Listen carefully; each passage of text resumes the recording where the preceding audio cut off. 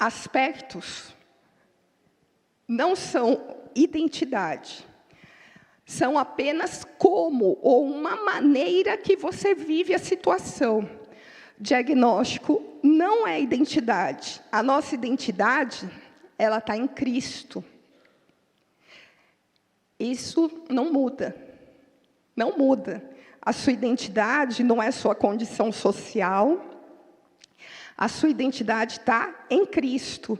Passo próximo, por favor. Essa identidade em Cristo, como eu falei, ela é universal, porque Deus chama o seu povo, mas ela também é singular.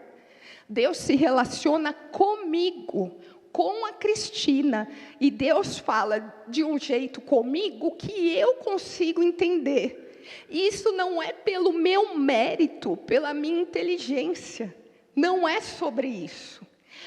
As nossas características, inclusive de inteligência, ela precisa ser usada para a glória de Deus. Todas as nossas habilidades. Mas não é pela minha inteligência que Deus fala comigo. É pela graça dele. E não tem nada aqui que justifique.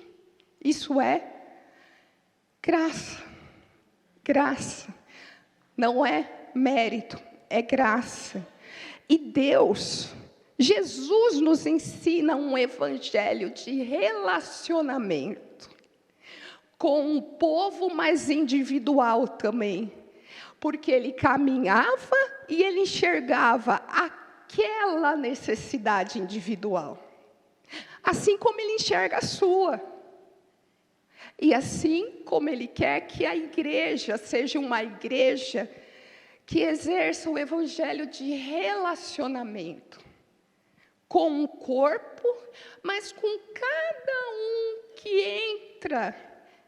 E para isso, a gente pode fazer algumas modificações e normalizar algumas estratégias. Por exemplo, normalizar na igreja o uso de abafadores de ruído. Talvez você não saiba o que é, mas existem pessoas com extrema sensibilidade auditiva. E o abafador dá muito conforto. Existem situações que pequenas modificações podem dar conforto. Vou te dar um exemplo. A gente está acostumado, tem alguém falando aqui, né? E está todo mundo sentado, tentando prestar atenção. Às vezes, você usa estratégias para a sua regulação e você nem percebe. Às vezes, você escreve para você prestar atenção. Às vezes, você está balançando o pé aí para prestar atenção. Isso tudo é regulação. Mas para algumas pessoas, elas precisam usar outras estratégias e que são possíveis. Isso não vai nos desorganizar. Por exemplo, um espaço onde essas pessoas possam levantar e andar um pouquinho para poder prestar atenção no que está sendo falado. Muitas pessoas com neurodiversidade, elas não vão prestar atenção assim, com contato visual direto.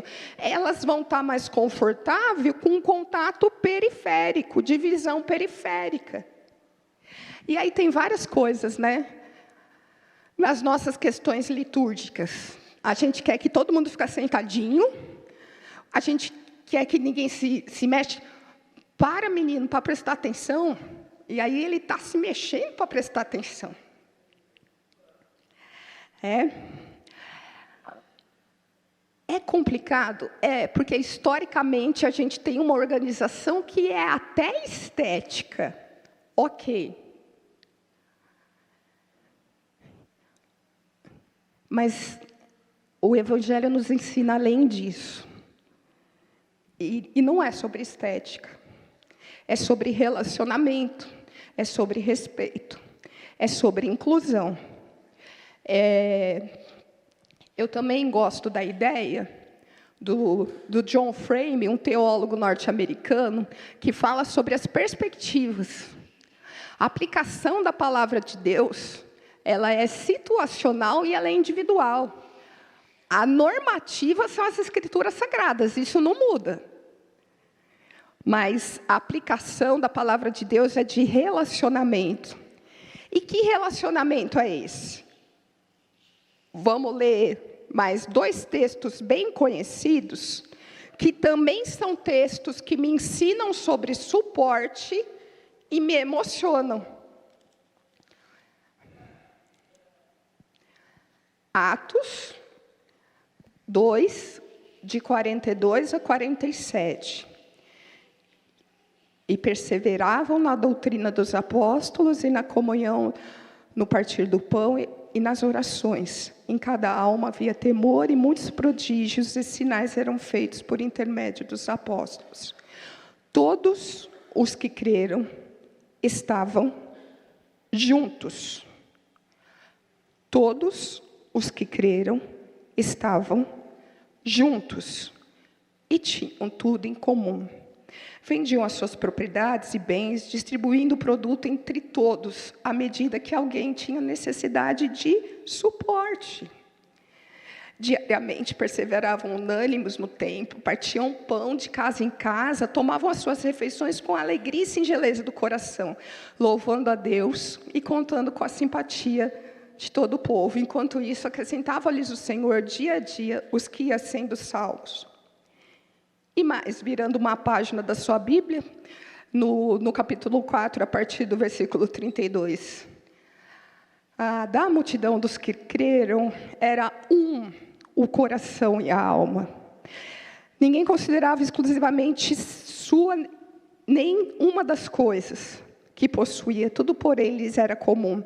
Com grande poder, os apóstolos davam testemunho da ressurreição do Senhor Jesus. Em todos eles havia uma abundante graça, pois nenhum necessitado havia entre eles.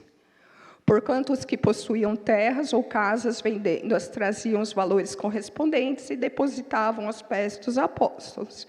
Então se distribuía a qualquer um, à medida que alguém tinha necessidade.